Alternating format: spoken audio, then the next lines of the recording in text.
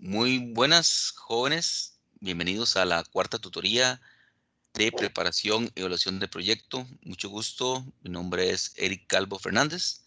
El día de hoy traemos acá a colación el capítulo 6, el capítulo 7 y el capítulo 8 del libro de evaluación de preparación de proyectos de Gabriel Vaca Urbina. Bien. El capítulo 6, nos vamos a enfocar directamente en esta presentación, sobre todo en el capítulo 6, que es el análisis y la administración del riesgo. ¿Cómo vamos a determinar y realizar un análisis de diferentes factores que pueden influir en un proyecto y que pueden traer a que se tenga un porcentaje de, de diferentes factores, de diferentes situaciones que puede traernos abajo un proyecto? ¿De acuerdo?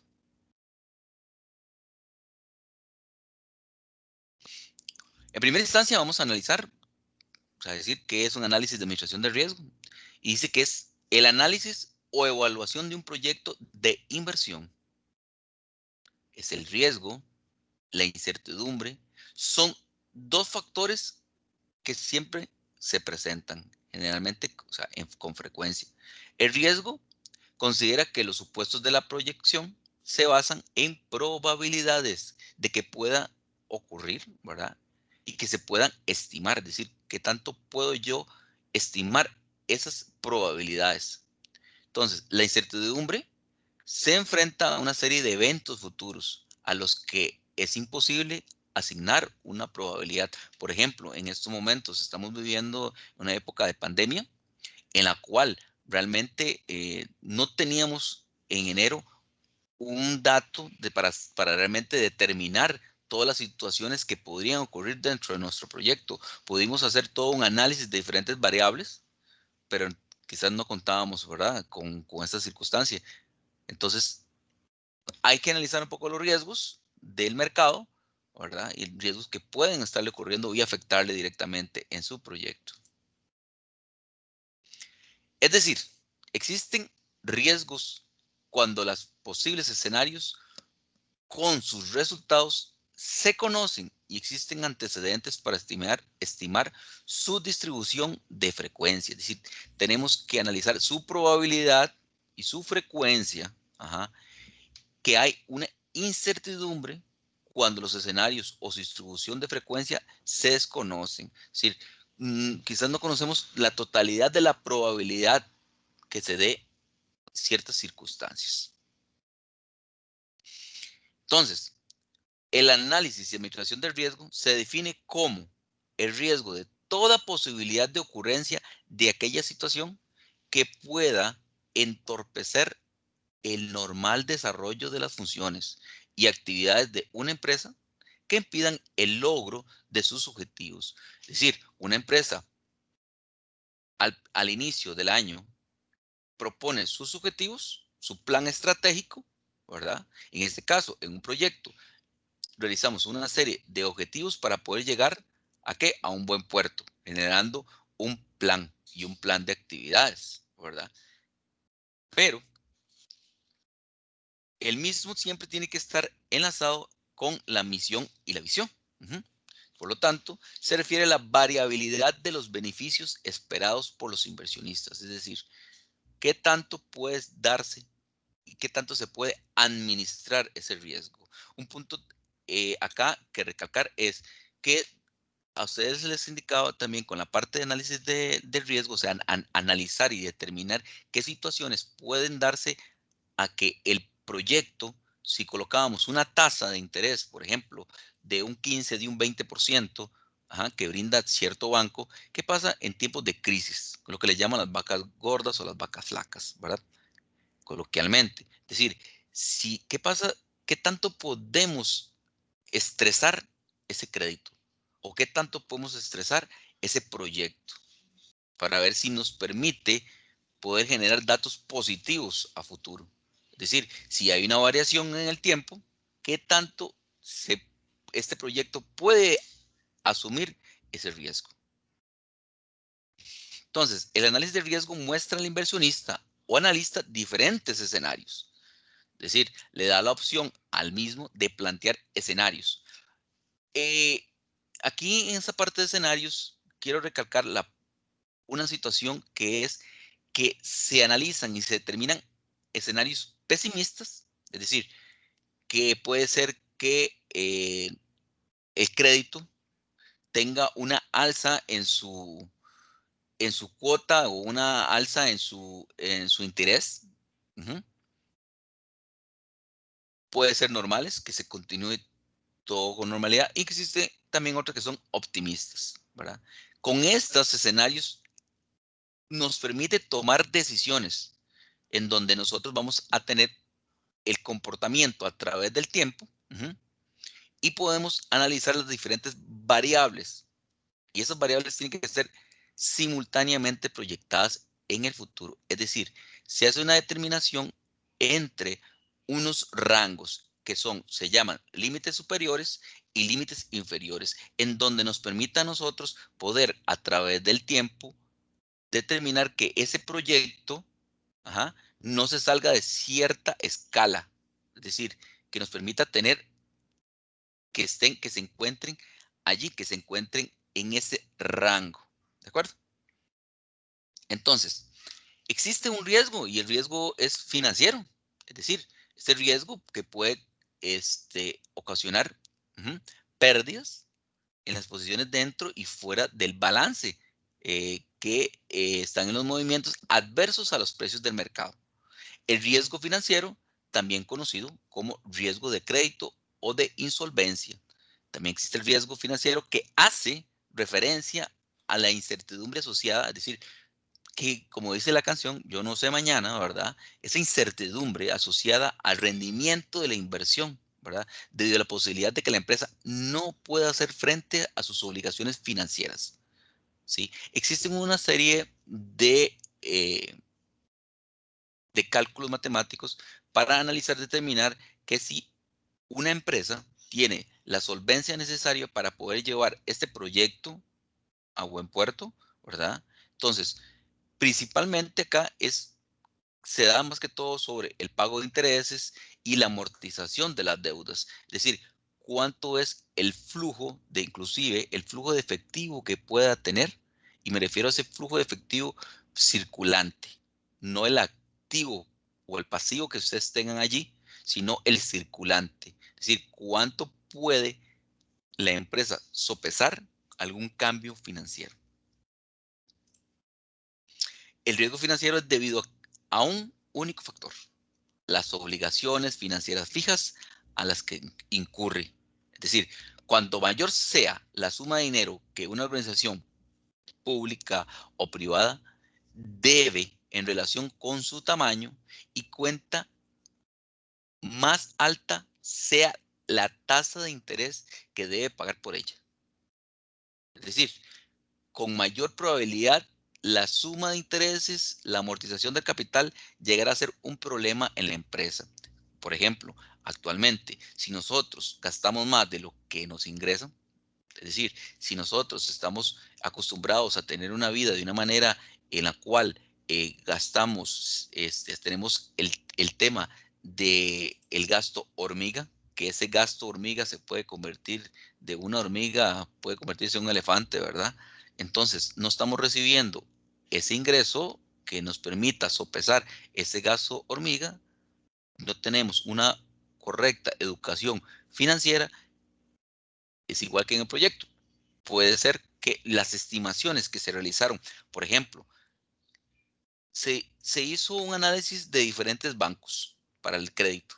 Resulta y sucede que de banco 1, banco 2 y banco 3, resulta que unos tenían una tasa de crédito en el año que estamos realizando el proyecto, una tasa de crédito mmm, que podríamos sopesar. El otro tiene una tasa de crédito que está muy interesante. Y la tercera en dólares. Excelente, excelente. Ojo, tengan cuidado. No quiero decir que no lo hagan en dólares, puede hacerlo en dólares. Pero si realmente somos generadores, el proyecto va a ser generador de dólar, es decir, lo que vamos a vender, nos lo van a pagar en dólar o en colones, porque el tipo de cambio se puede disparar. Entonces, esto también puede darse un riesgo, ¿de acuerdo? Ahora, ¿cuál es la metodología para evaluar el incremento de la capacidad instalada? Me preguntaban, profesor, pero ¿cómo hago yo para hacer la capacidad instalada? ¿Cómo hago para la flexibilidad? Ok, ustedes deben de determinar y analizar que si cuánta es la capacidad que le tiene la fábrica para fabricar, y no solamente para fabricar, sino también para tener en sus bodegas. ¿Qué pasa si el producto que ustedes tienen ahí lo fabrican, llega a la bodega y de la bodega no sale? Seguimos metiendo a la bodega. ¿Y qué pasó? ¿En qué momento vamos a recuperar la inversión para poderle darle vuelta al dinero, para poderle vuelta a toda la producción? Entonces, en los capítulos anteriores se desarrolló ampliamente la metodología que se debe seguir para evaluar un proyecto nuevo, ¿verdad? En este lo que trata de realizar ya en la fórmula de una metodología apropiada para analizar proyectos de expansión y frecuentemente que experimentan las empresas. Es decir, aquí lo que pasa es, si un proyecto, si una empresa ya está este,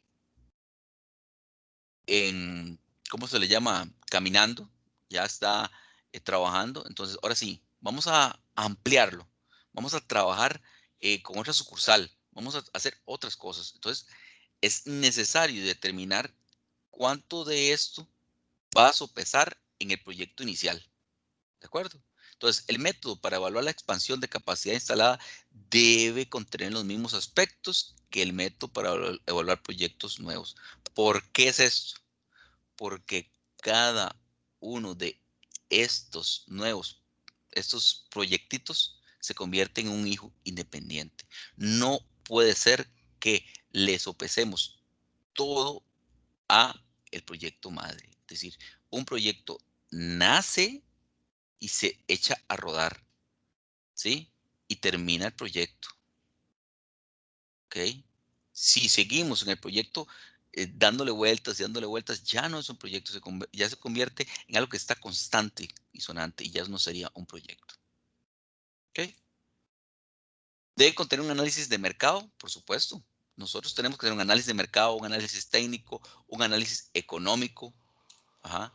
Entonces, todo este análisis y la evaluación económica, ¿para qué? Para que poder determinar realmente cuánto es que yo requiero para la inversión económica, ¿sí? Entonces, el análisis de incremento de la capacidad instalada se debe emplear el modelo conocido como análisis incremental. ¿Cuánto es que tengo actualmente y ahora voy a aumentar? ¿Sí? Entonces, consiste solamente en el caso de un monto adicional, en el caso que lo tengan así ustedes, ¿verdad? De los cambios o ingresos que esto va a generar. A ver, pasa mucho en los proyectos de que el proyecto tenga un ingreso para los primeros años de un ingreso X, pero cuando pasa al año 4 es posible que ya tenga un mayor ingreso. ¿Por qué? ¿Qué sé yo? Puede ser porque tenga mayor productividad y tenga o mayor demanda. Ujú. Entonces, es posible que se vaya incrementando. Con esto que me lleva a realizar el siguiente ejercicio. ¿Ok? Vamos a ver, dice,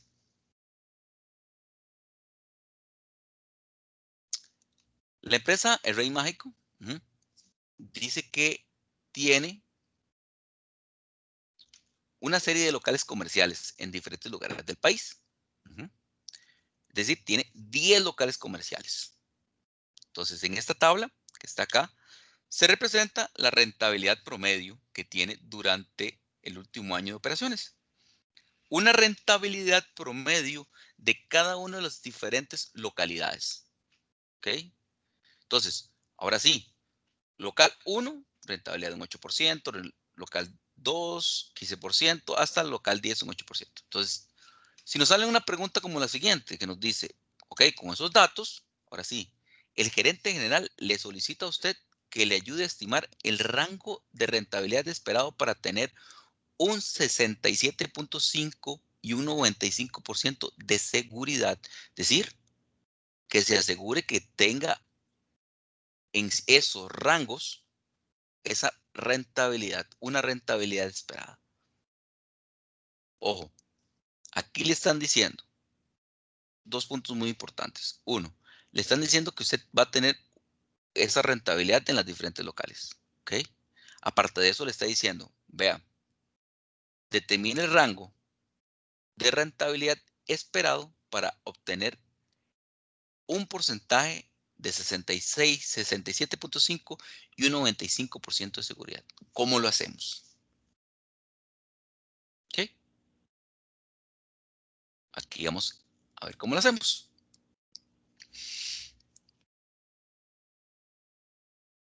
Dice lo siguiente. Para poder realizar la tabla, los datos deben de trabajar en valores relativos, es decir, no porcentuales. ¿Ok? Por ejemplo, cuando se habla de que la rentabilidad es de un 18%, en la tabla se va a indicar que es un 0.08 y así sucesivamente los demás valores. Por ejemplo, el local 1 nos decía anteriormente que tenía un 8% la rentabilidad, por lo tanto va a ser de 0.8. Posteriormente, tenemos cada uno de ellos hasta el último local que tenía igual un 8%. Aquí tenemos un 10, un 15%, pero aquí se habla acerca de valores relativos. ¿Por qué se saca esto? ¿Para qué? Para sacar un promedio. Ujú. Entonces, el promedio de la rentabilidad de las 10 locales va a ser de 0.106. ¿Ok? Esta es la rentabilidad promedio que tenemos acá. Vamos a sacar una desviación. Profesor, pero a ver, ¿qué hago para sacar esa rentabilidad, esa desviación? Acá no va a importar cuál resta con cuál, porque posteriormente vamos a elevarlo al cuadrado. Es decir, sin importar el menos, o sea, es decir, en este caso, vamos a restar la rentabilidad menos la rentabilidad promedio. Y aquí te va a dar la desviación. ¿Qué quiero decir? Que si ustedes restan 0.08 menos 0.1060, te va a dar, si lo hacen de esa manera, te va a dar menos 0.026. Si lo hacen al revés, si hacen rentabilidad promedio menos la rentabilidad, te va a dar con un signo positivo. No se preocupen, cualquiera de las dos. ¿Por qué? Porque después lo vamos a elevar al cuadrado. Hace esa desviación al cuadrado. Es decir, elevamos cada una de estas al cuadrado, que en este caso, todas, por supuesto, todo se convierte en positivo. Entonces, nos va a dar, esta es la sumatoria, 0.00804. Aquí estamos bien. Ahora sí, ¿qué hacemos? ¿Cuál es lo siguiente? Lo siguiente es necesario calcular una desviación estándar mediante la aplicación de la siguiente fórmula. Esa fórmula ténganla a mano, ¿de acuerdo? Pónganla con Arial 50 en negrita. La desviación sería la siguiente. Es la raíz cuadrada de la sumatoria de la desviación cuadrada. Todo eso entre n-1. ¿Ok? Y aquí es importante que me hicieron la consulta y creo que no sé si fue que las palabras que yo indiqué o alguna circunstancia que me decían, profesor, pero ¿por qué esa N? ¿Cuál es esa N? Porque tuvo una circunstancia en el examen y demás. Entonces, en este caso, vamos a sacar esa desviación utilizando de la siguiente manera. La desviación estándar, permítame un momento.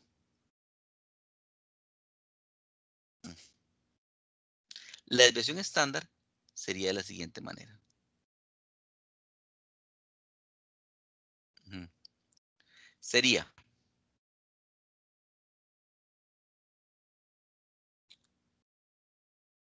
un momento, sería la raíz de S desviación al cuadrado, que es 0.0 804, dividido entre n menos 1. ¿Qué es n? N acá es la cantidad de datos de locales que tengo. En este caso tengo 10. 10. Tengo 10 locales, tengo 10 datos. N menos 1, es decir, 9. ¿Ok? Por lo tanto, el resultado final de esto es un 0.0299, es decir, un 2.99. Profesor, pero ¿para qué obtenemos ese resultado? ¿Para qué es tan necesario este resultado? Lo vamos a ver. Ahora bien, esto también es súper importante que lo dejemos claro. Para determinar los rangos dentro de los cuales se pueden ubicar la rentabilidad de un proyecto, y estoy hablando un rango, eso es un rango, ¿ok? Va a depender del porcentaje de probabilidad asociado, ¿ok? Los más comunes utilizados, y que eso es lo que le van a preguntar para no extrapolar o interpolar en cada uno de ellos, son los siguientes. Para un 67.5 de probabilidad, el rango es igual al valor promedio de retorno más o menos una desviación estándar. Para un 95%, el rango es igual a valor promedio de retorno más o menos 2 desviaciones estándar. Y para un 99%, el rango es igual al valor promedio de retorno más o menos 3 desviaciones estándar. ¿Qué quiso decir ahí? Anteriormente ustedes vieron que le estaban pidiendo en el ejemplo, en este que están presentándole, le dicen a ustedes que para obtener un 67.5 y un 95% de seguridad. Por lo tanto, ya sacamos la desviación estándar y sacamos esta rentabilidad promedio. Tenemos los datos, por lo que nos están pidiendo que para un 67.5, cuando se habla de más o menos, ese es el rango. Eso es un límite superior y un límite inferior. ¿Okay?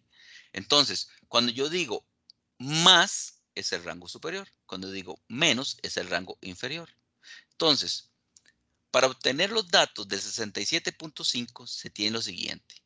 El límite inferior va a ser de un 7.61%. ¿Cómo es eso? Ok, lo hacemos de la siguiente manera. Este 0.106 menos el 0.29988 me da el 7.16. ¿Y qué es este dato? Esa es la desviación estándar que tomé. Y vea lo que dice acá. Me dice que para los 67.5 el rango es igual a valor promedio de retorno. El valor promedio de retorno, aquí está, 0.106. Que aquí está. Menos una desviación estándar. Aquí está una desviación estándar. Pero es menos. Ese es el límite inferior. Ahora, el límite superior sería este mismo dato de 0.106, que sería el valor promedio de retorno, más el 0.02988. Es decir, me da un 13.59. ¿Con esto qué obtengo? Yo obtengo ya esos límites superiores e inferiores. Cuando yo le digo, ahora sí, para un 67.5%, me da el límite inferior sería el valor promedio de retorno, que es 0.106 menos una desviación estándar. Ya hemos sacado la desviación estándar. Y en el caso del límite superior sería 0.106 más esta desviación estándar. ¿Estamos? Sería una desviación estándar. Pero en el caso que le pregunten para el 95%, que lo está haciendo el ejemplo, se tiene lo siguiente. Se tendría igual el valor promedio de retorno, pero para un 95%, estamos hablando que son dos desviaciones estándar. Es decir, acá el límite inferior sería 0.106 menos, estamos hablando del límite inferior, dos desviaciones estándar. Multiplican esta desviación estándar que tomaron por 2. Y aquí me da el resultado. Y en el caso del límite superior, lo hacemos igual, pero en este caso sería más. Por lo tanto, este es el resultado. Entonces, en general, lo que le está diciendo a ustedes es, si dependiendo del porcentaje que le están preguntando, así va a ser el valor promedio de retorno. Si estamos hablando que es inferior, es menos. Y si es superior, es más que las desviaciones estándar. Para el 67.5 es una desviación estándar. Para el 95% son dos desviaciones estándar. Y para el rango del 99% son tres desviaciones estándares. Lo multiplica por 3 o por 2 o por 1. ¿De acuerdo? Por lo tanto, estos son los resultados. Ejercicio número 2. La empresa de desarrollos turísticos Papagayo S.A. ha estado pensando en desarrollar un proyecto turístico con una inversión de $250,000, por ejemplo, con el objetivo de evaluar el nivel de riesgo. ¿Cuál es el riesgo? Perdón. Esperen un momento porque veo que alguien tomó el control. Un momento. Profe, perdón, fui yo, pero ya no sé cómo devolvérselo. Sí, ya vi. Perdón, profe, perdón.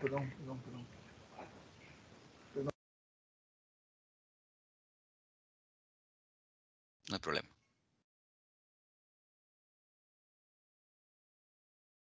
Uh-huh.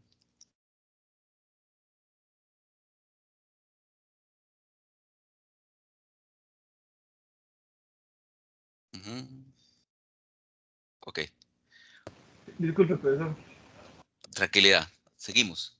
En el ejercicio 2 sería, ok, esta empresa dice que tuvo una inversión total de $250,000, ¿verdad? Con el objetivo de evaluar el nivel de riesgo del proyecto, formuló 4 posibles escenarios. Ok, entonces, vamos a ver qué será. Ok, entonces, dentro de esos escenarios, nos dice que con la proyección de los valores actuales de flujo de caja y la probabilidad de ocurrencia que se indica en el siguiente cuadro. Es decir, tengo 4 escenarios y me dicen que tengo una probabilidad que ocurra. Que creo que este flujo de caja, ¿ok? Entonces, calcule los valores que podría ubicar el BAN del proyecto para tener un nivel de confianza de un 95%. Aquí ya está incluido el BAN. Aquí que tenemos es diferente al ejercicio anterior, porque el ejercicio anterior a ustedes le estaban dando específicamente ya una rentabilidad. Aquí le están dando una probabilidad que pueda estar allí. ¿Cómo hacemos eso? Lo hacemos de la siguiente manera.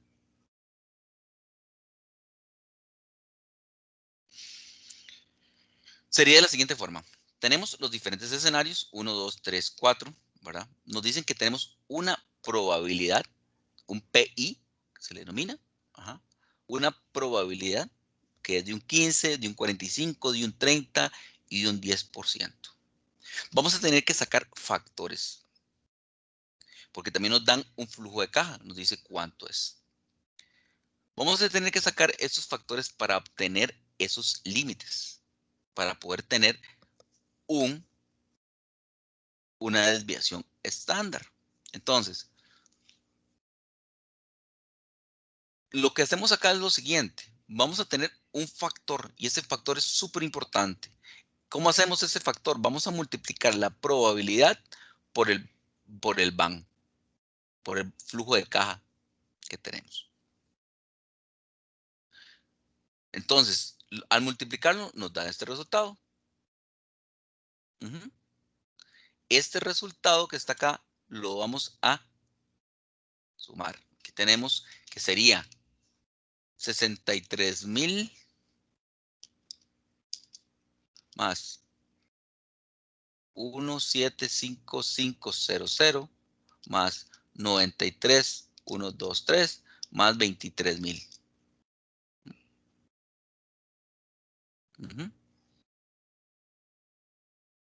Ok. Y el resultado que me da es A. Le vamos a poner como un A. ¿Qué hacemos acá para sacar esta desviación? Vamos a restar el 63,000 menos. Vamos a sacar una desviación en la cual va a ser la siguiente forma.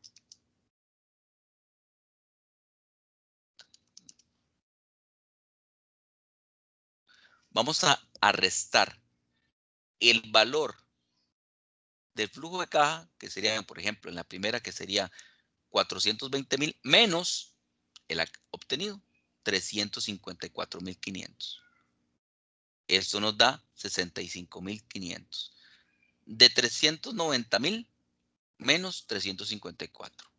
Esto nos da 35,500. 31,000, perdón, 310,000 menos 354. Ven que es negativo. No hay problema, repito, acá lo pueden restar el A, menos el valor actual, el valor de flujo de caja cualquiera, porque no hay problema, porque aquí le va a dar negativo, pero después lo vamos a elevar al cuadrado. ¿Ok? Entonces, lo elevamos al cuadrado. Ahora sí, después de elevarlo al cuadrado, vamos a hacer el siguiente proceso. Este elevado al cuadrado vamos a multiplicarlo específicamente por el factor, por el pi, el factor que tenemos. Este factor lo vamos a multiplicar para que me dé b. Entonces, este b que se encuentra acá, un momento, este b que está acá, vamos a hacer lo siguiente. Vamos a sacarle la raíz a b. Esa raíz de b, esa sería nuestra desviación estándar. Es decir, la raíz de 3,354,750,000, la raíz nos da 1,832. Si te están pidiendo un 95% de confianza, recordemos que estábamos hablando de los rangos y esos rangos los vimos anteriormente acá, en donde, un momento, en donde decíamos que los rangos, si es un 67,5%, es el valor promedio de retorno, más o, bueno, más o menos una desviación estándar. Pero si está preguntando el 95%, serían dos desviaciones estándar. ¿Ok? Entonces, hacer dos desviaciones estándar, ¿qué hacemos? Es multiplicar este resultado de la desviación estándar por 2. Ajá. Para hacer el rango inferior o superior, vamos a sacarlo, que sería este 354,500 menos 2 por la desviación estándar. Y el inferior, perdón, ese es el inferior. Y el superior sería la suma. Por lo tanto, ahí tendríamos las respuestas. Este se diferencia del anterior porque no tenemos esos porcentajes para poder sacar la desviación estándar. Tenemos un porcentaje de probabilidad y un flujo. Tenemos que sacar específicamente una desviación, ¿verdad? De estas al cuadrado para posteriormente sacar un b. Por lo tanto, lo último, nos dice que la inversión inicial es de $250,000, decía, bueno, digamos. Entonces, si se comparan con los límites inferiores y el límite superior, estos, véanlo acá, son, decía que era 250,000. En este caso, ve lo que está dando el límite inferior, 350, y el límite superior, 354. Por lo tanto, estos son mayores que la inversión inicial. Por lo tanto, están dentro del 95% que tendría un BAM positivo. Es decir, adelante. Tenemos ese límite que nos permite tener que dentro de un 95% de confianza que podemos continuar. Ejercicio 3. La empresa que tiene, dice, costos fijos por $10 millones, vende anualmente 10,000 unidades, y esas 10,000 unidades a 1,500, bueno, en este caso le están dando colones, a 1,500 colones, y tiene unos costos variables que son el 45% del total de ingresos por ventas. Este ejercicio lo traigo a colación acá porque a veces nos colocan estas partes de que los costos totales o los costos variables son un tanto por ciento del total de ingresos por ventas. Ojo, ¿cuánto entonces es ese costo variable? Ese costo variable sería el 45% de la multiplicación de lo que vende, el Q, ¿verdad? Por el P, que ese sería los ingresos de ventas. Ahora me dice, determine los ingresos totales por ventas y determine el punto de equilibrio. Entonces, los ingresos por ventas, ¿cuál sería? Estamos diciendo que vende anualmente 10,000 unidades. Tengo costos fijos por 10 millones de colones, ¿verdad? Los fijos, aquí están, 10 millones de colones, total de unidades que estoy vendiendo y el precio que tengo. Por lo tanto, si yo multiplico esto acá, los 100,000 por 1,500 me va a dar el total de ingresos, ¿verdad? Que tengo. Posteriormente, me dice que el costo total variable es el 45%, 0.45. ¿De qué? De los ingresos. Por lo tanto, vamos a multiplicarle que los 150,000 por el 45% me da 67,500. ¿Cuál es el costo variable unitario? Sería ese 67,500 entre ¿cuántos? Entre la total de unidades, que son 100,000. Posteriormente me dice, ahora sí, ¿cuánto entonces, que es el precio menos las ventas, nos da 1,500, 1,500,000 menos 675? ¿Por qué 1,500,000? Porque ese es el total de ingresos que tiene el precio. Y ahora sí, ¿qué mostramos? Acá lo que nos da ya al final es el Q. ¿Y ese Q qué es? Ese Q que nos están dando es realmente cuáles van a ser las cantidades vendidas. ¿Sí? Este va a ser mi Q. ¿Ok? Vamos con el siguiente.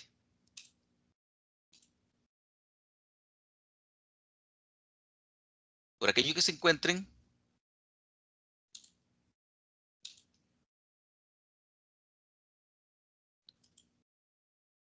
permite pasar.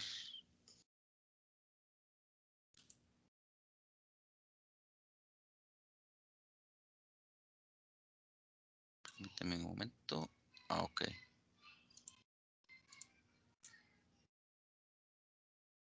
Tengo un problema con el internet.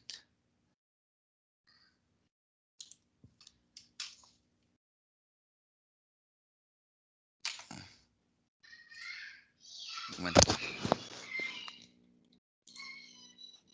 Ok. No entiendo. Aquí me pasó. El internet está jugando una mala pasada.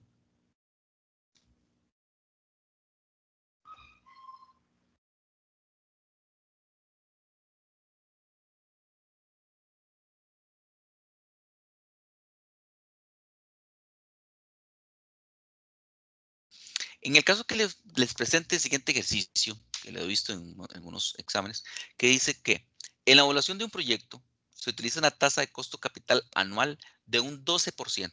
Entonces, si el calendario, perdón, de inversionistas se elabora mensualmente, ¿qué tasa de descuento se debe de utilizar?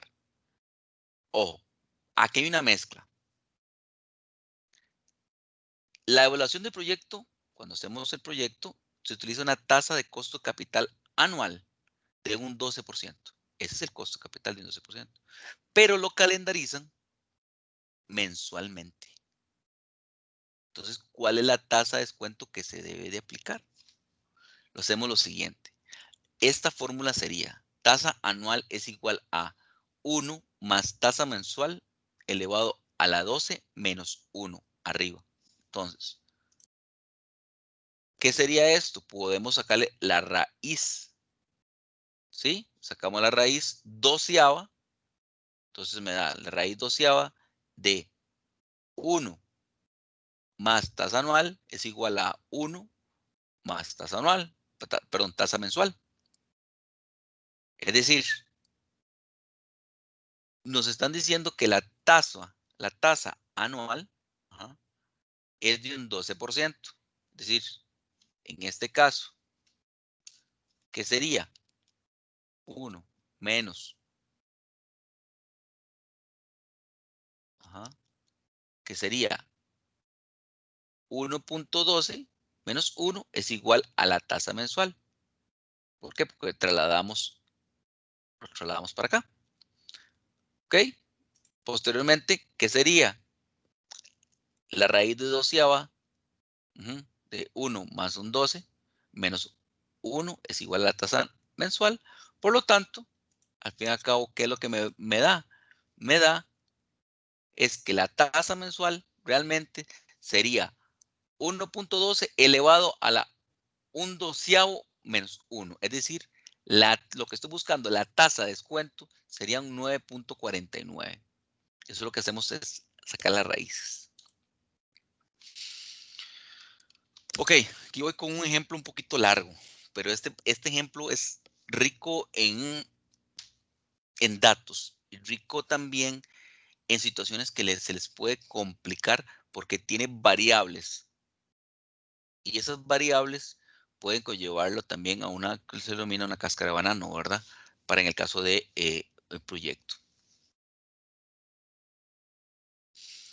Dice, en el estudio de un nuevo proyecto de una empresa, se estima vender 10,000 unidades de estañones que tienen un precio de $2 por unidad durante los primeros 3 años. Pongamos atención. Dice que voy a vender 10,000 unidades de estañones a un precio de $2 por unidad durante los primeros 3 años. Pero a partir del cuarto año, el mercado requiere un 10% más del producto, el que se podría vender a un valor de $4 por unidad. Es decir, a partir del cuarto mes me aumenta, ¿verdad? Perdón, el cuarto año me aumenta. Requiere un 10% más de producto, un 10% más de esos 10,000 unidades. Y el producto se puede vender en $4 la unidad, es decir, le estamos dando $2 más. ¿Okay? Para el desarrollo del proyecto, el estudio técnico señaló que las necesidades son las siguientes para los inversionistas. Dice, 3 años antes, y aquí ve que interesante lo que les mencionaba a ustedes en la tutoría anterior.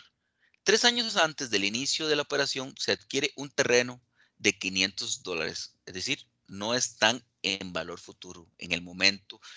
Punto muy importante, el proyecto inicia en el año 0, no año 1. En el año 0 lo evaluamos como la inversión para trasladarlo a año 1 hasta el año 10. Este proyecto es de 10 años.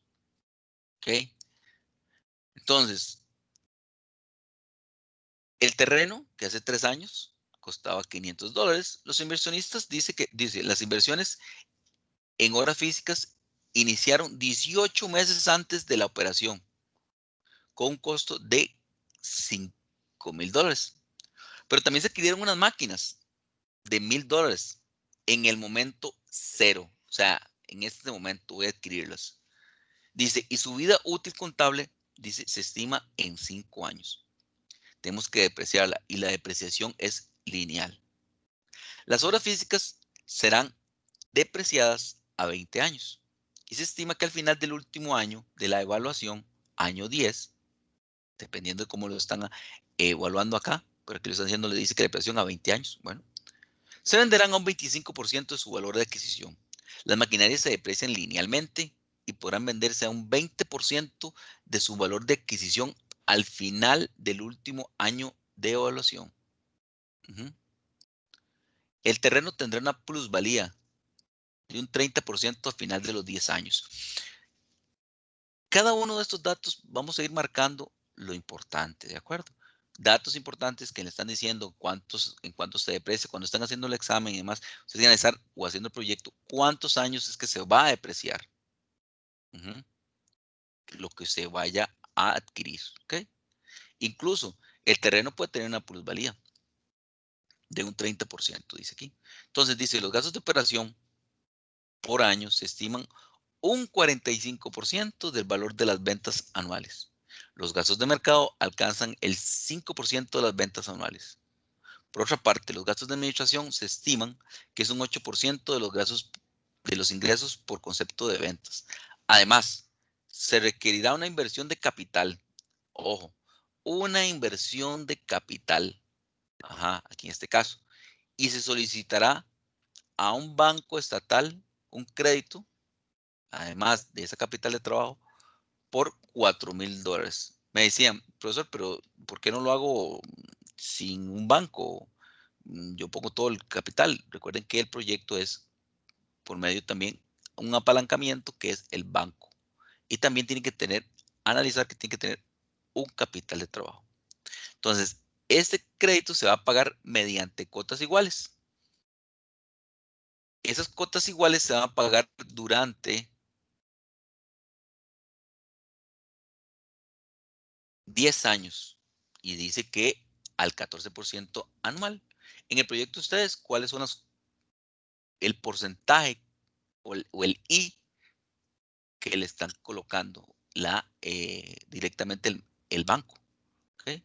Entonces, por último, se sabe que la tasa de impuestos de las utilidades, ojo, la tasa de impuestos de utilidades es del 15% y que la tasa exigida por el inversionista es el del 20% anual. Entonces, el periodo de evaluación nos dice que es de 10 años. Vamos a calcular el valor presente neto o valor actual neto ajustado del proyecto y determine si el proyecto debe ser aceptado o no. Jóvenes, el examen les puede venir esto. Claro que sí.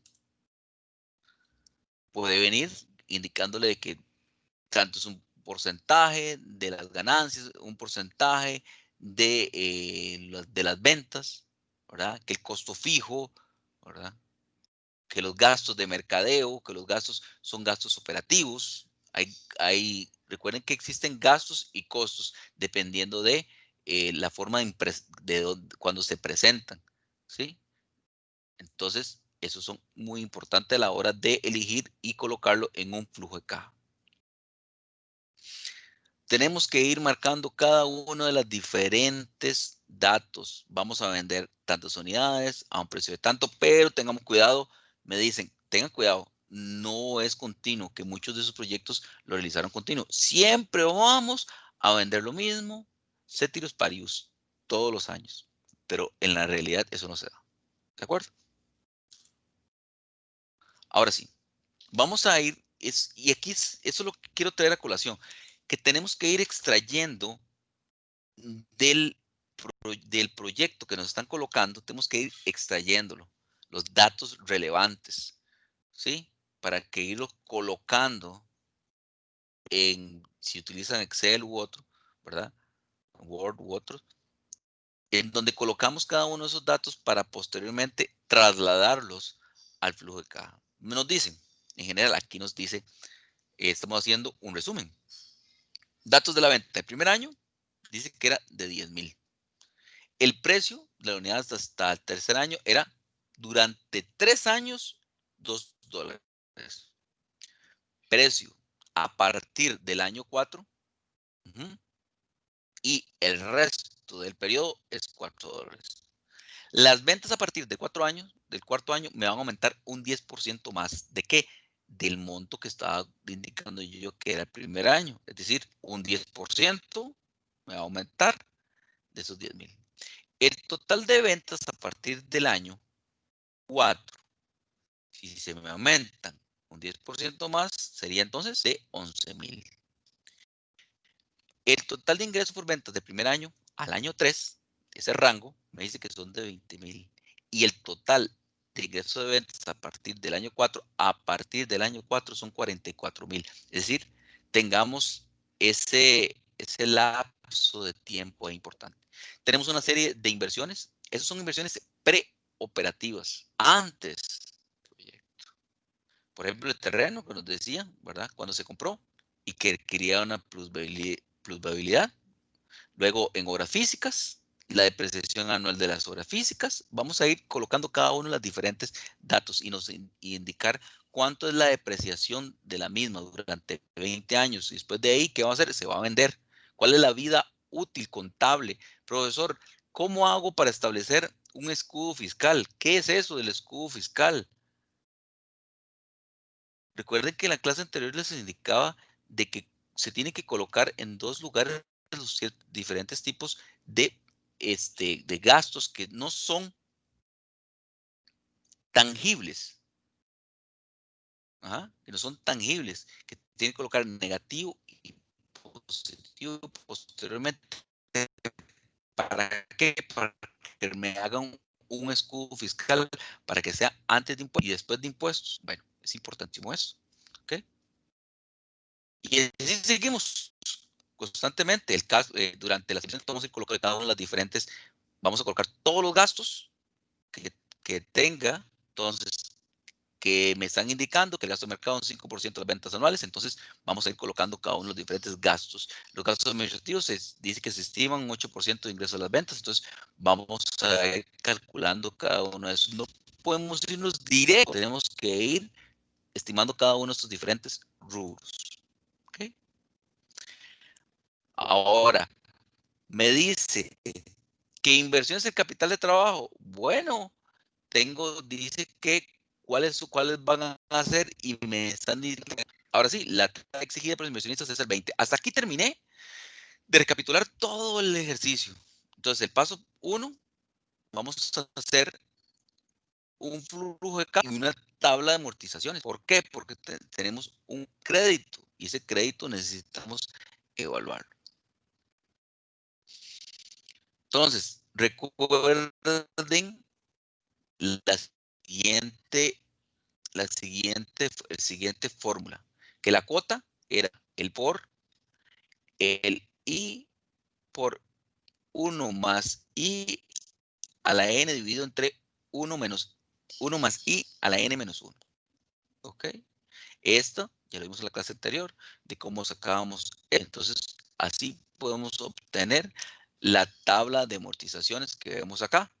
Esa tabla de amortizaciones, esa tabla es necesario tenerla para el proyecto. ¿Para qué? Porque iniciamos en el periodo 0, no tenemos nada acá.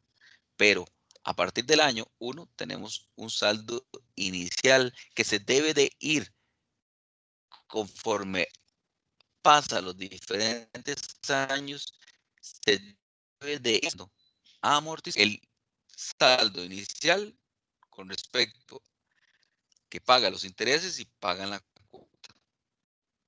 Por lo tanto, el saldo final, años de mi crédito, debe ser. Entonces, el saldo final o el nuevo saldo sería conforme vayamos ingresando cada uno de los diferentes datos. ¿De acuerdo? Entonces,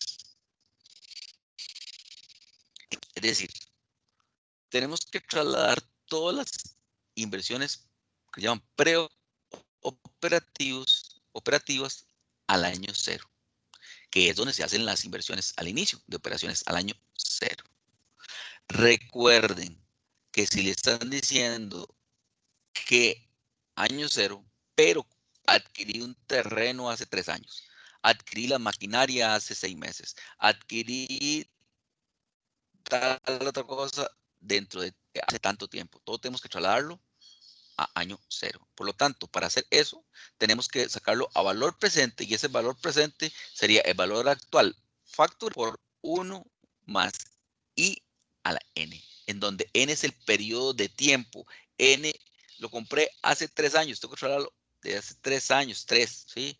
Si me dice que lo compré hace 18 meses, es decir, serían 1.5, es decir, son 12 más 5 meses, o sea, un año, 1.5. ¿Okay? Y ellos nos están diciendo cuál es la tasa que está pidiendo los inversionistas. Por lo tanto, ¿aquí qué vamos a hacer? Vamos a trasladar cada uno de estos activos, el valor facturado, hacemos los cálculos de acuerdo con esta fórmula, perdón, y después lo trasladamos al valor presente. Todos estos datos del terreno, obras físicas y maquinaria son activos y esos activos se colocan para la inversión inicial. ¿De acuerdo? También obviamente que estas mismas tienen un valor en libros y ese valor en libros es el que vamos a utilizar para escudo fiscal. ¿Ok? Entonces, ¿se traslada qué? Todos esos datos a un flujo de caja. Les recomiendo que cada uno de esos datos que coloquémoslos si son negativos o positivos. Es decir, que me ingresan, me suman al flujo de caja. ¿Sí? ¿Por qué? Porque tenemos que generarlo de esta forma. El flujo neto tenemos que ver reflejado acá desde el año 0, no desde el año 1. ¿Por qué es del año 0? Porque es donde vamos a colocar la inversión inicial y es donde vamos a tomar para hacer el valor actual neto que se va a restar al valor inicial. Por lo tanto, aquí siempre, siempre, siempre, jóvenes, vamos a tener si tenemos maquinaria, tenemos una depreciación. A ver, esa depreciación no es algo tangible, ¿sí? Esto es algo intangible, pero nos permite depreciar nuestro activo a través del tiempo. ¿Para qué? Porque no es lo mismo que yo compré una computadora, por ejemplo, las computadoras es una de las que más se deprecian. ¿Por qué? Porque hoy está iCore 3, después está iCore 5, después está iCore 7. Entonces, imagínense si yo tenía una i3 o tenía una Pentium o tenía una Celeron. Entonces, conforme vaya pasando, inclusive en este caso de equipo de cómputo, se deprecian súper, o sea, rapidísimo. ¿Por qué rapidísimo? Porque estamos hablando de que en menos de un año se obtienen mejores tecnologías o tecnologías nuevas que están reemplazando las anteriores. Entonces, dependiendo del producto, así se va a ir depreciando. ¿De acuerdo? Entonces, tenemos también, aparte de eso, vamos a colocarle la depreciación de las maquinarias, los gastos. Esto acá es el flujo de caja para los 10 años. Profesor, aquí vamos a meter el tema del préstamo. No, no. Es el flujo de caja del proyecto, no el flujo de caja del inversionista. ¿Ok? De acuerdo. Entonces, acá es donde tenemos que analizar que, lo digo de esta manera porque ya anteriormente en los diferentes proyectos así lo han hecho. Entonces, tenemos una circunstancia que hay que corregir. ¿De acuerdo? Entonces, acá tenemos que incluir tanto valor en libros, valores de armamento, porque dice que al cabo de 10 años yo voy a recuperarlo. ¿Por qué? Porque voy a venderlo. Ajá.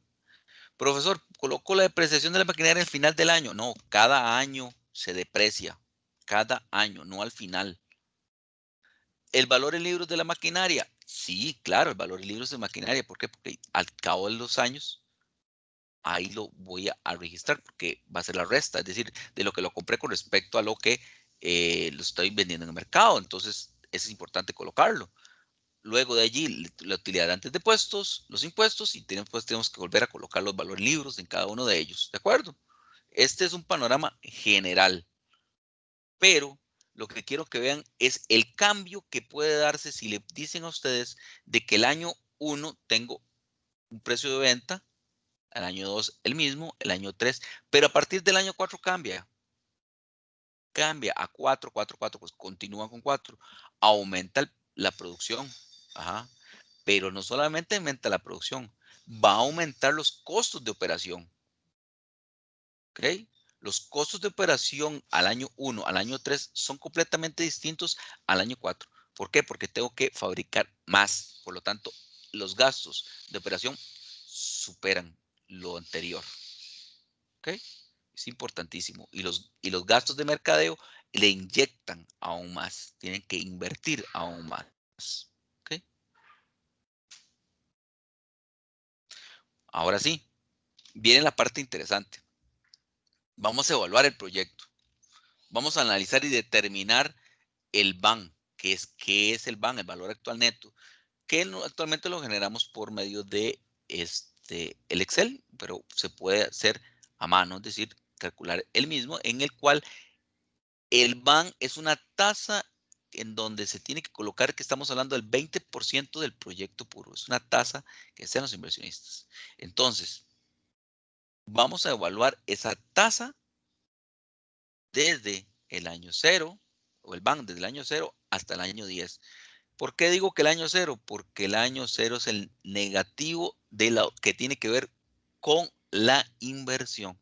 Y eso quería tenerlo acá porque en los proyectos vi que no lo colocaban de esa manera, no todos, claro, de que no lo sacaban por aparte, no sé qué querían hacer, pero el flujo tiene que colocarlo desde el año cero y de ahí tomar el BAN y tomar el TIR.